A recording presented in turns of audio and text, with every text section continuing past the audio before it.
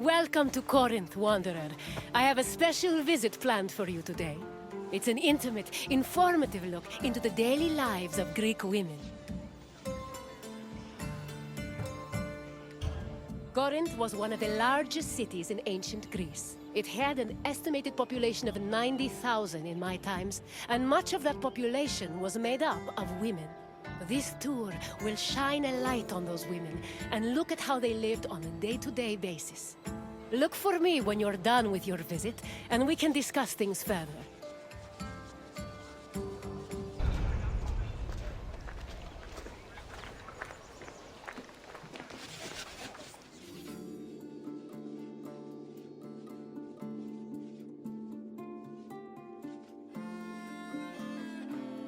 Young girls growing up in ancient Greek cities were usually raised by a nurse. They mostly stayed in the women's quarters of the house, the gunaikon, where they spent their time spinning threads and weaving. While there is not much historical evidence of young girls at play, especially compared to boys, it was still known to happen.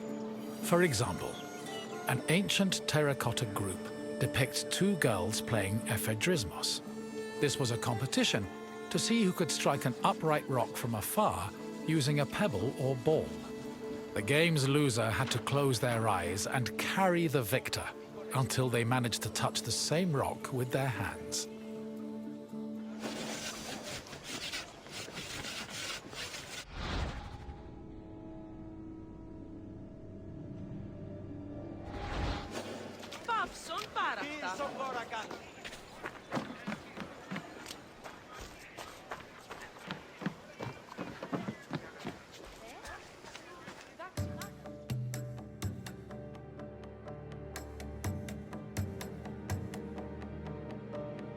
For a young Greek woman, marriage was the culmination of their induction into society.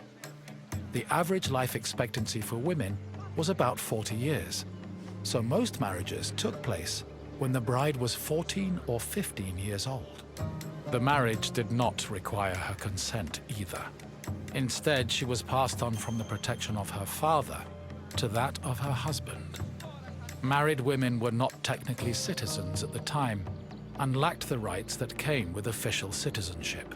However, they did receive a dowry that only they were allowed to spend, but in the event of a failed marriage, the dowry was returned to the bride's father. After the marriage was consummated, the woman's status changed from being a maiden to a bride. She remained a bride until the birth of her first child, wherein she officially became a woman.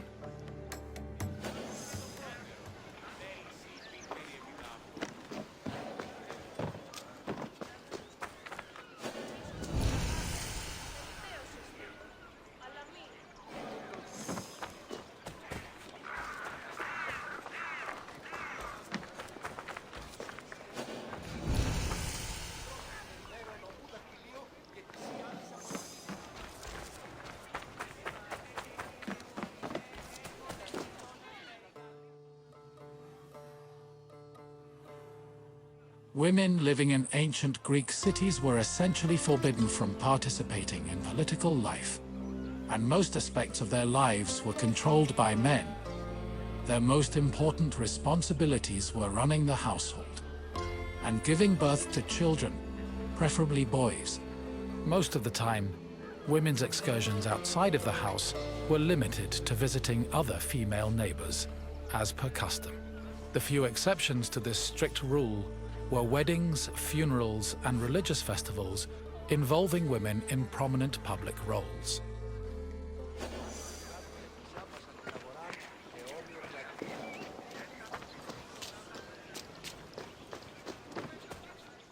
Making textiles was the main occupation of most Greek women. It was a woman's responsibility to manufacture clothing for each of her family members, as well as to weave other household textiles. Women with exceptional weaving skills were believed to make excellent wives, and weaving in general was seen as a very attractive quality. For example, Homer describes Odysseus's devoted wife Penelope as spending most of her days weaving at the loom. Similarly, many Greek vases depicting women weaving were combined with images of a woman holding a veil, which was seen as the symbol of a bride.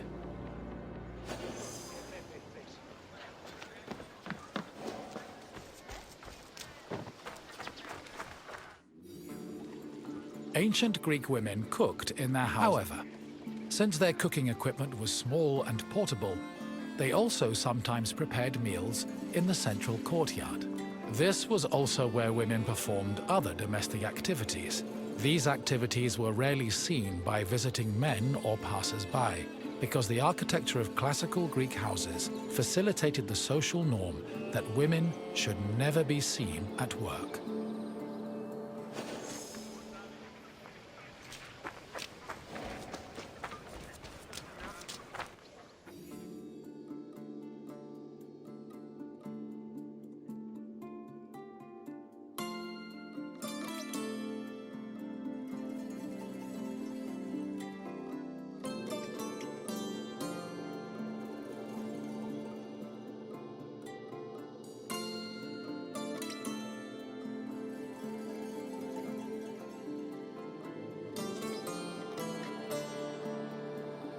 The historian Strabo relays that the Temple of Aphrodite was one of Corinth's most famous landmarks. This was largely due to the temple's female patrons. These hetairai, as they were called, were donated to the goddess by both men and women. According to Strabo, the Temple of Aphrodite contributed greatly to Corinth's wealth.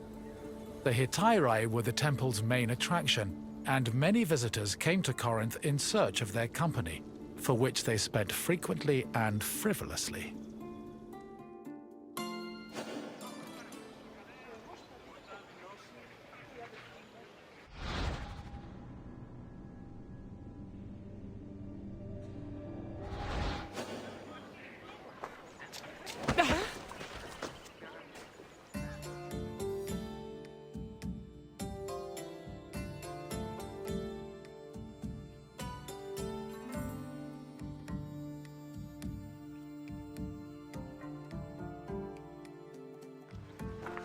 Hello again, Wanderer.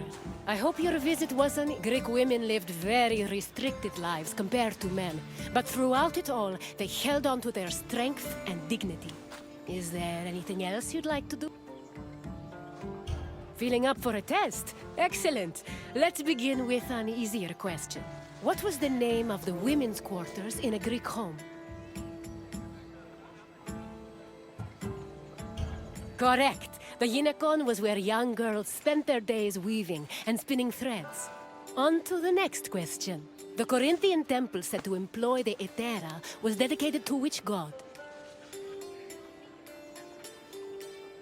Correct. Aphrodite was the goddess of love and passion, so it's only fitting her temple served such an amorous purpose. We're almost done. Just one more question. What was the name of Odysseus' wife?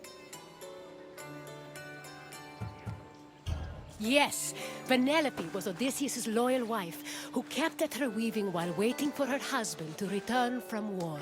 You passed the test, Wanderer. Congratulations. Then farewell, Wanderer, and thank you for visiting this great place.